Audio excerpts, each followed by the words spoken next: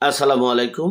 সম্মানিত দর্শক শ্রোতা, আজকের বিষয় হচ্ছে সারা বাংলাদেশে আওয়ামী লীগ ও ছাত্রলীগ মানে কঠিন শক্তি নিয়ে এই মিছিল মিটিং শুরু করতে যাচ্ছে এবং সকলের কাছে আহ্বান করছে যে দেশের সার্বিক পরিস্থিতি এই দেশকে রক্ষার জন্য, দেশের স্বাধীনতা সার্বভৌমত্ব রক্ষার জন্য সকলে ঐক্যবদ্ধ হয়ে মাঠে নেমে দেশের মঙ্গলে কাজ করার আহ্বান করেছেন আওয়ামী লীগ ও ছাত্রলীগ। সে বিষয়ে সংক্ষেপে আপনাদের সাথে শেয়ার করছি। দেখেন, 1971 সালে বাংলাদেশ স্বাধীন হয়েছে, যুদ্ধ হয়েছে। যুদ্ধের মাধ্যমে, সেই যুদ্ধের নেতৃত্ব আওয়ামী লীগের মাধ্যমেই এই দেশকে স্বাধীন করা হয়েছে। এরপরে আমরা অনেক বিপ্লব দেখেছি, অনেক জোরপূর্বক ক্ষমতা দখল দেখেছি, যুদ্ধ দেখেছি, সিপাহী যুদ্ধ দেখেছি। এরপরে এই দেশটা 1990 সালে স্বৈরাচার এরশাদের বিরুদ্ধে আমরা সকলে ঐক্যবদ্ধ হয়ে আন্দোলন সংগ্রাম করতে দেখেছি। আন্দোলন সংগ্রামের পর আমরা মনে করেছিলাম যে একটা দেশটা সব দিক থেকে ঠিক হবে, অবাধ, সুষ্ঠু, গ্রহণযোগ্য সবসময় একটা নির্বাচনের পরিবেশ হবে। কিন্তু দুঃখের বিষয়, যারাই ক্ষমতায় যায়, যারা একবার চেয়ারে বসতে পারে, তারা আমৃত ক্ষমতায় থাকার জন্য দেশের কথা চিন্তা করে না, দেশের জনগণের কথা চিন্তা করে না, দেশের স্বাধীনতা সার্বভৌমত্বের কথা চিন্তা করে নাই। ঠিক তেমনি 2008 সালের শেষে, অর্থাৎ 2009 সালের নির্বাচনে জয়ী আওয়ামী লীগ তারাও চেয়েছেন আমৃত ক্ষমতায় থাকতে।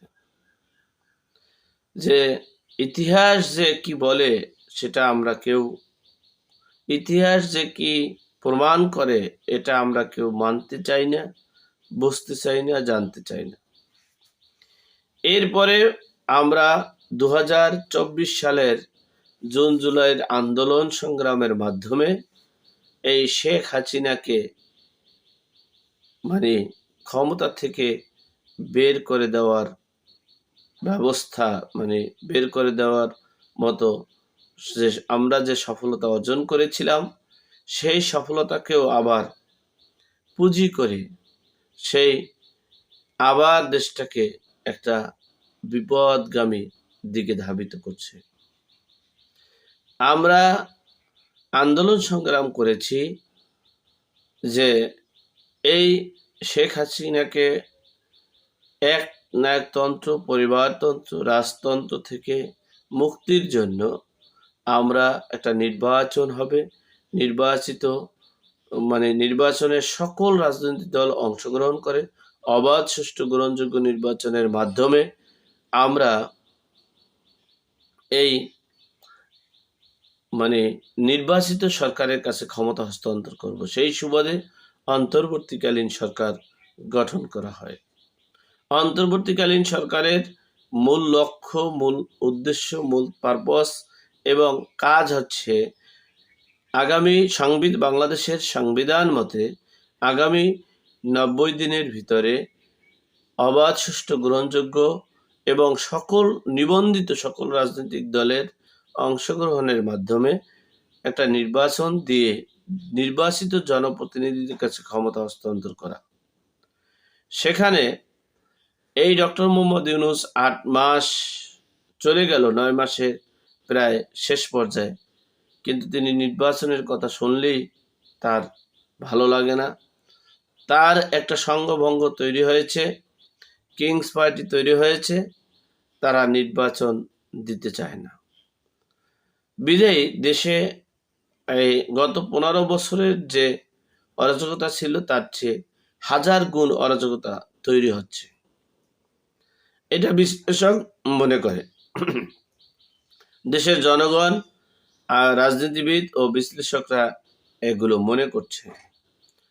এখন বিষয়টা হচ্ছে, আমরা আঞ্চলিক ভাষায় একটা কথা আছে, 6 রোজা সারাইতে গিয়ে 30 রোজা বাজিয়েছে।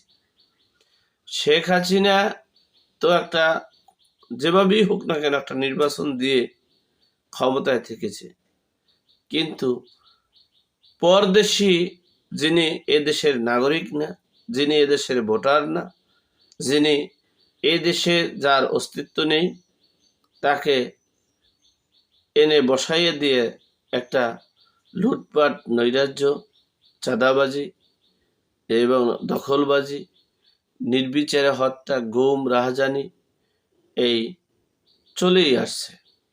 মব জাস্টিস, মব কিলিং চলেই আসছে।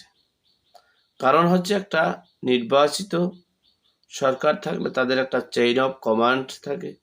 তাদের রোড থেকে সেন্ট্রাল পর্যন্ত, অর্থাৎ মহল্লা থেকে সেন্ট্রাল পর্যন্ত একটা কমিটি থাকে, একটা নিয়ন্ত্রণ থাকে, একটা মানে চেইন অফ কমান্ড থাকে। কিন্তু সেটা তো এই উড়ে এসে জুড়ে বসার লোকের নেই, বিদেই দেশে একটা অরাজকতা, বিশৃঙ্খলা সৃষ্টি হচ্ছে।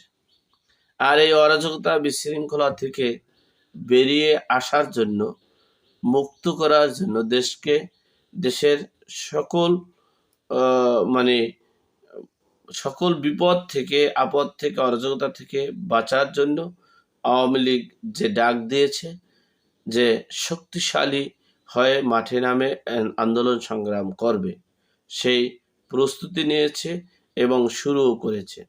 এখন দেখার বিষয় আওয়ামী লীগ কতটা সফল হয় এবং এদেশের জনগণ কি চায়। জনগণ কি চায়? যে দেশটাকে রক্ষা করা, দেশের স্বাধীনতা, সার্বভৌমত্ব রক্ষা করা, দেশের অস্তিত্ব রক্ষা করা, সেটাই এখন দেখার বিষয়।